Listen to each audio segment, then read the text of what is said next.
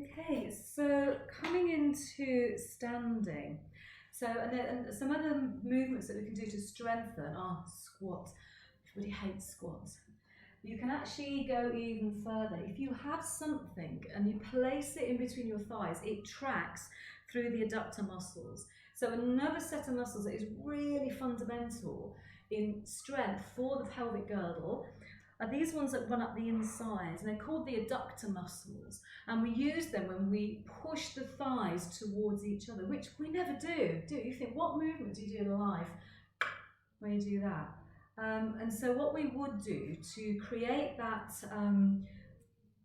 strengthening in those muscles is to have something to push against. And these balls are quite good.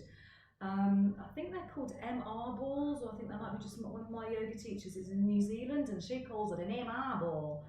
Or Pilates balls. That's what this is. It's just so these are quite useful, and you just place it between your thighs, and then you would squeeze and then release. Okay, so that's the first thing. If you haven't got one of those, you may have one of these. Has anybody got one of these? If you haven't got one of them or one of these, put your cushion between your thighs. So just kind of roll it up. So basically you just want something to push against so that you've got some resistance. Okay?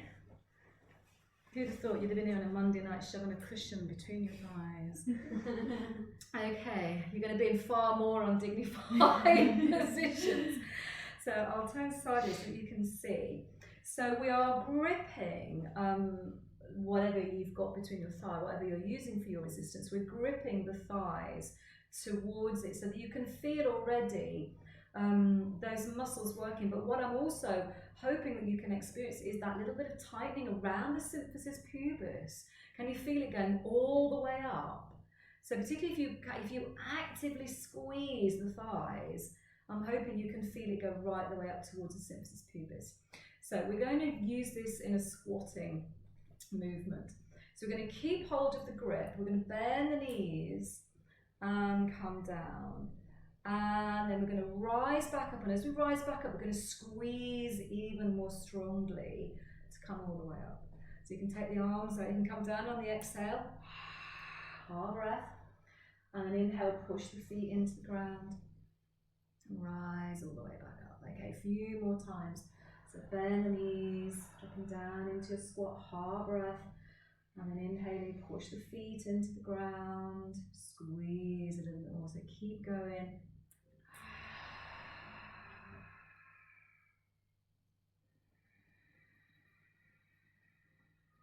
One more.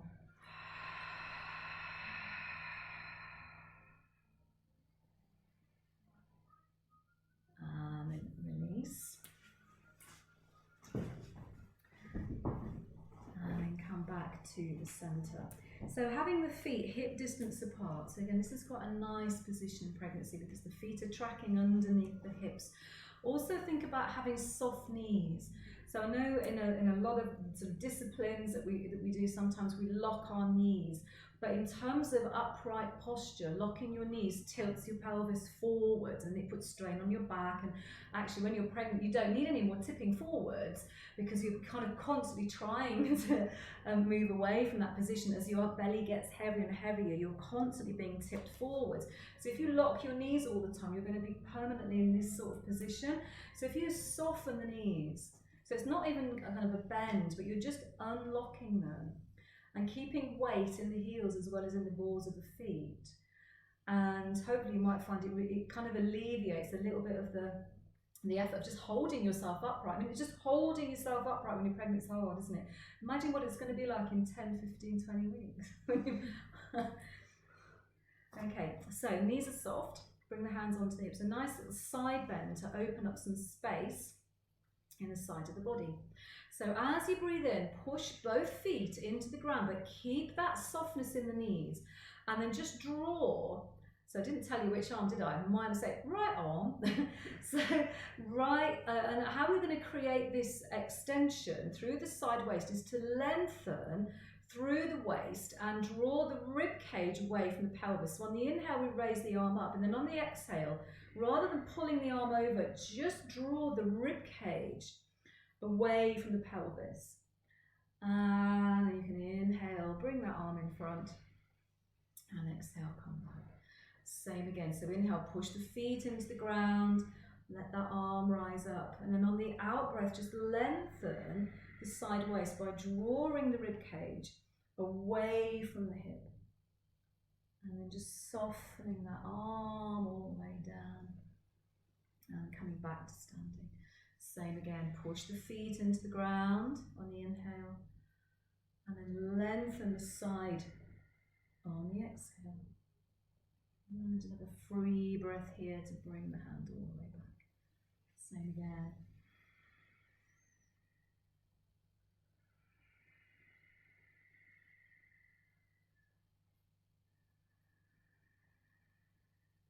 And just one last time. So side bends is something that I like to bring into these classes because we often feel a little bit strapped for space in pregnancy because our baby starts to take over more and more space in our trunk, in our abdomen.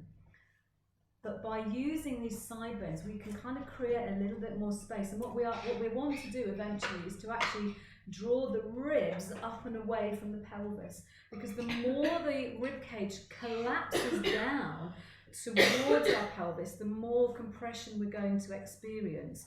So by drawing the rib cage up and away from the pelvis, we create some very much needed space for our baby and for ourselves as well.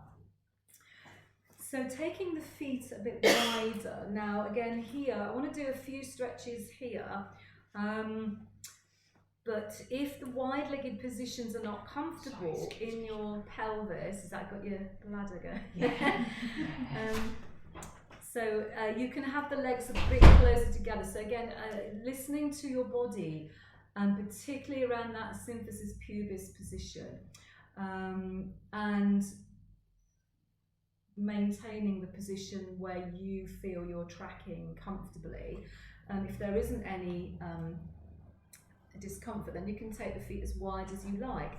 So we have this kind of like a double-edged problem in that, you know, in pregnancy we want to kind of open the pelvis, don't we? That's, you know, if we want to get ready for birth, we want to open the pelvis, and then SPD rears its head, pelvic girdle pain rears its head, and then we have to do the opposite. We have to close everything off and tighten it. So we have to find the balance between the two, which is why I do a lot of the strengthening work every week, because then it gives you the support you need to be able to do all of the hip opening stuff that you want to do for labour.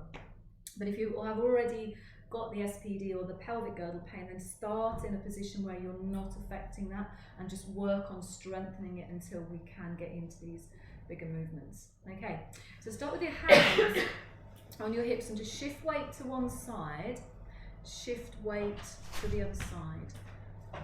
Just go from side to side. Notice how that feels. Now, to help you go from side to side, push the foot into whichever is the foot that you're moving away from, push it into the ground so that it's kind of shifting weight into the side, and then push that foot into the ground to shift weight over to that side. So rather than just using your back and your thigh muscles, use the ground as well, and almost you get this little kind of bounce, this rebound action as the feet push into the ground and help you. So you're not using all of your own energy, you're using the ground as well. So in addition to this, you can start to bring the arms in and just ease them from side to side.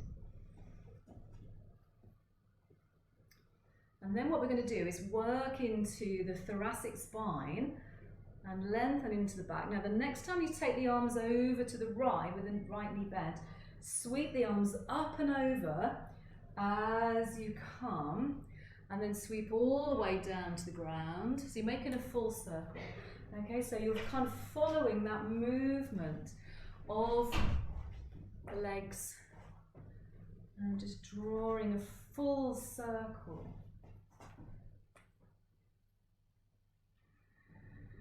Now the next time you come around to the right side, go the other way. So you're going to go down and up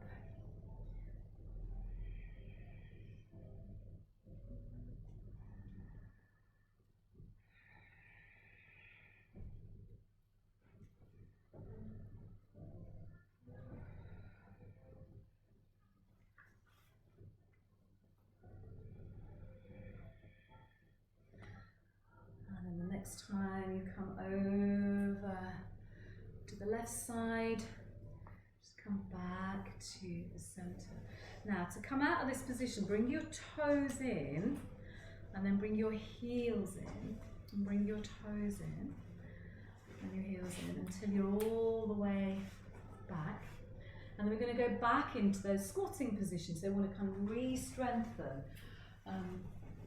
what was happening in the pelvis. So back into your supported position. And same thing again. So inhaling.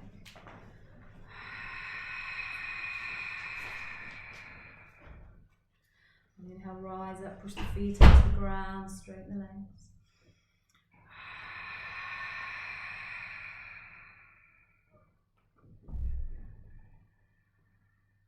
I'm just going to do 4 of these.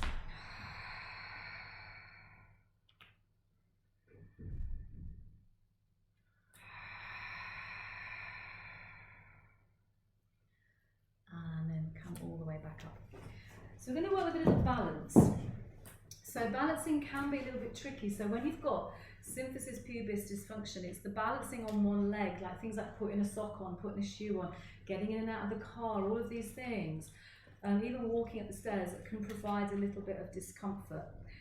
So the balance we're going to be doing, and yeah, it's a bit tricky on the carpet here, so we'll see how it goes. So you might want to step off your mat because you've already got quite a lot of sponginess underneath you on the carpet. So this is the flamingo pose.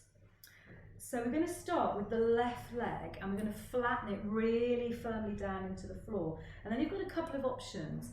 So your first option is to place your right foot to the outside of the left foot, but you're on the ball of the foot, okay, because you want that bend in the knee.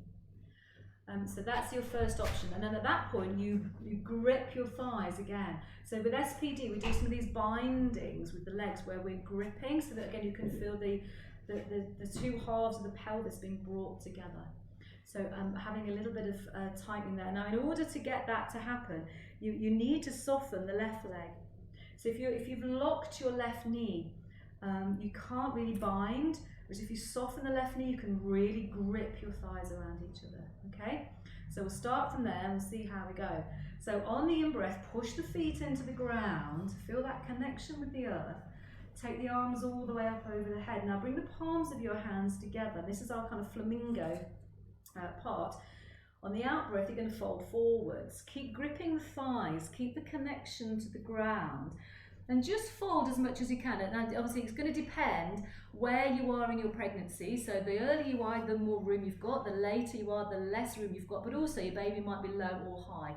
So just go as far as you can. But what I'd like you to do is to continue to stretch the fingers towards the floor. So even if you can't fold very far, stretch the fingers towards the floor, so you feel this really lovely stretch around the shoulder blades. So this is a part of the body that often gets quite tight.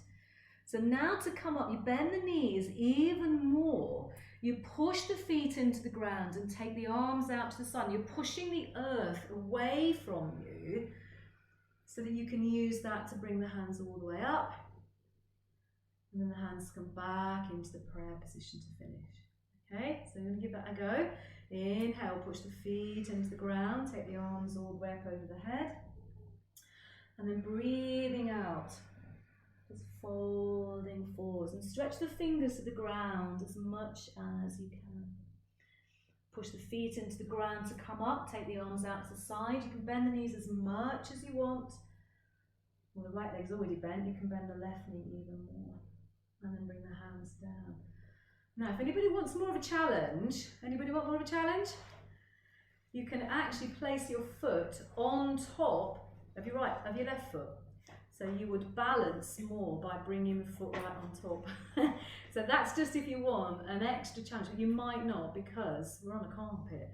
So we've got that difficult balance anyway. But that's just if you're thinking, no, this is really easy.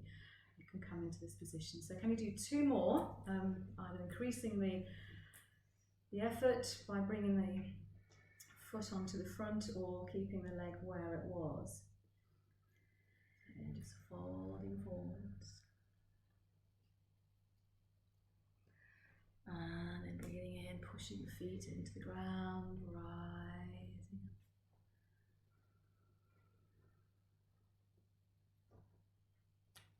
And then last time. Notice how the breath is. Is it slow and steady?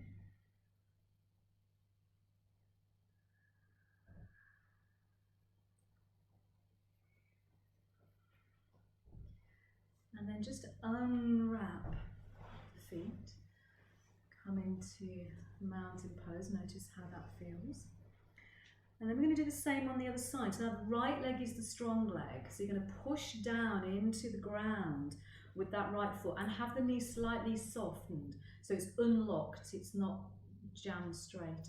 And then the left leg comes over and the ball of the foot is placed to the outside of the right leg. Now wrap the thighs as much as you can and squeeze them together. So you feel those adductor muscles working, you feel those hip flexor muscles working. And then same thing again, push the feet into the ground and rise up. Bring the palms of your hands together and on the exhale fold forwards. Now fold as much as you can, but whenever you stop, continue to stretch the fingertips down towards the ground so you really get that stretch in the shoulder blades. And then to come up, bend the knees a bit more, push the feet away from you, take the arms out to the side, rise all the way up. And then exhaling, bringing the hands back into the heart space. And just carry on. So you've done it on the other side now, so you kind of know what you're doing. So it might be getting easier. You might notice that the shoulders are getting a bit looser. So those muscles that we're stretching, as we stretch down towards the ground, are the rhomboids, which are tiny little muscles between the shoulder blades, the scapula, and the spine, the thoracic spine, and they're often quite knotty. So if you ever have a massage, a back massage, and they find those crunchy knots, you know the ones that make your eyes water, they're rhomboids. So what we're doing here is loosening them off a little bit. So this is your last one.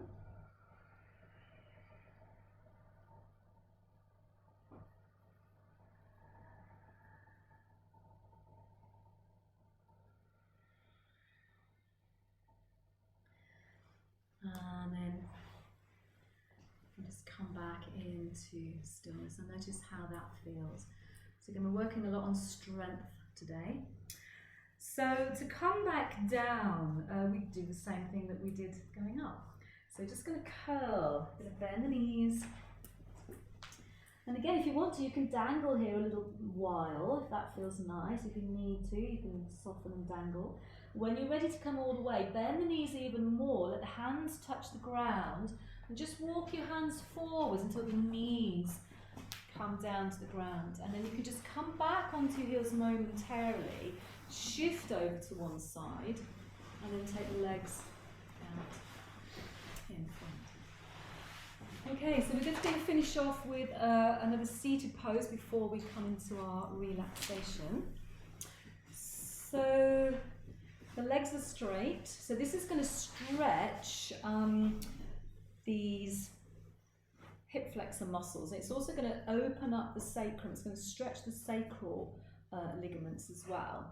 So you're going to take your right leg and you're going to bring it all the way over until the right foot is close towards the left heel. And you want to, if the foot doesn't touch the floor, because again we're all different shapes, and you know, some of us have long shin bones, some have long thigh bones, some have shorter shin bones, which means sometimes the leg is round about here. It may also be because the hips are tight. So if you're in this position and you have got a block, you can use the block to support you, and then as the hips get looser, you can maybe kind of move the block away. So that's an option. We've got a couple of stretches going on here. We've got that hip stretch on the right side. We've got hamstring stretch on the left side as well. So depending on where you're tightest, that's going to be where you're feeling this the most. If you're feeling it more in the hamstrings, it's because they're tighter than your hip. And likewise, if you're feeling it in your hip, your hamstrings are in pretty good shape. So we're going to push the sitting bones into the ground to rise up, and then you'll probably find the hamstrings have kicked in a little bit more. Is this all okay? So far so good. So now we're going to just do a few of those hard breaths again. So I just want to reinforce this as a birthing breath.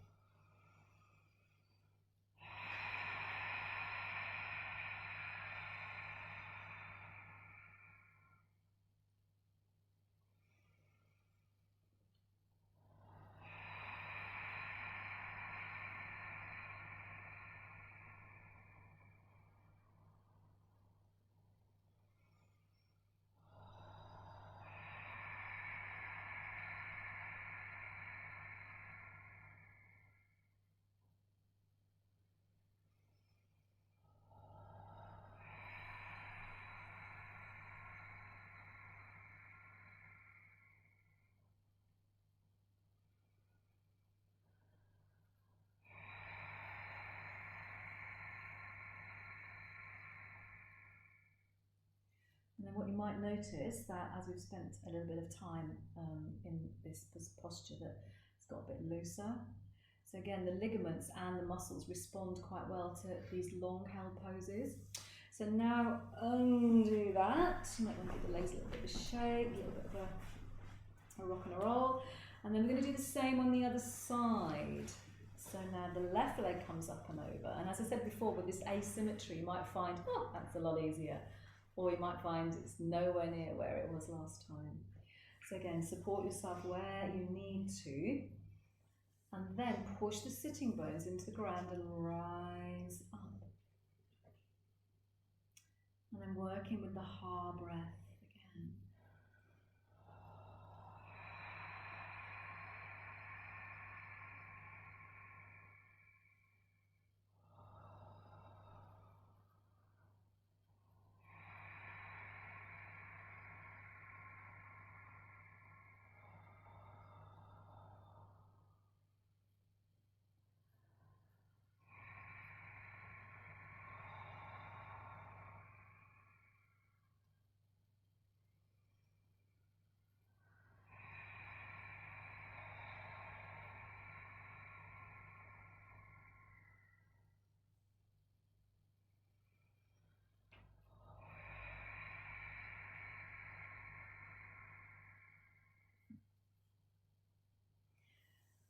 And then you can just gently release. And you can just keep the legs and a bit of a wobble from side to side. Okay, so we are going to come down to lie for our relaxation. I'm just going to turn the camera down a little bit because it's still high up from the standing poses. So when in normal yoga classes, I shouldn't say normal, should I? There's nothing abnormal about it. In regular yoga classes, we lie on our backs or we lie on our stomachs and we do the relaxation element. Obviously in pregnancy, that's not an option. Lying on your back is not considered useful for long periods of time. So we use a side lying position. So I'm going to talk through this and then you can spend however long you want getting into this position, or adapt it as you kind of change, as your body changes over the next few months. You might find that you need to have more support or have a different position, and some people actually in classes previously haven't even got down because it takes them so long to get down and get comfortable that they just lean against the wall and kind of slump and do the relaxation from that position. So that's an option as well. You've always got an option to do something different. So I will show you, now I don't have a cushion, so I'm going to use this block and I'm going to pretend it's a cushion. So we come into a side lying position, and when you get into this position, for some of you, you may just find that it's perfectly comfortable. You put the cushion behind your head and Bob's your uncle. For some of you, when you lie down for various reasons, you might start to have a few niggles. The first one is the round ligaments. So again, lying on your side, the round ligaments can sometimes pull. So that is where you would be better off putting your cushion under your bump. and just kind of supporting it here, and then maybe using your arm instead, or bringing two cushions. So that would be your option if it pulls in the abdomen. So again, you can have the legs stacked up across each other, but some women actually like to bring one knee over towards the floor, so that's another option. With SPD, that's going to be too destabilizing for the pelvis, so you might want to stay with the knees together. Or if you've got one of these, you can take the legs slightly further over, but balance it by putting it on a block. So actually the pelvis is in neutral, even though you've got one leg forward. Okay, does that all make sense? So do you want to have a go and see where your most comfortable position is, and then we can adapt it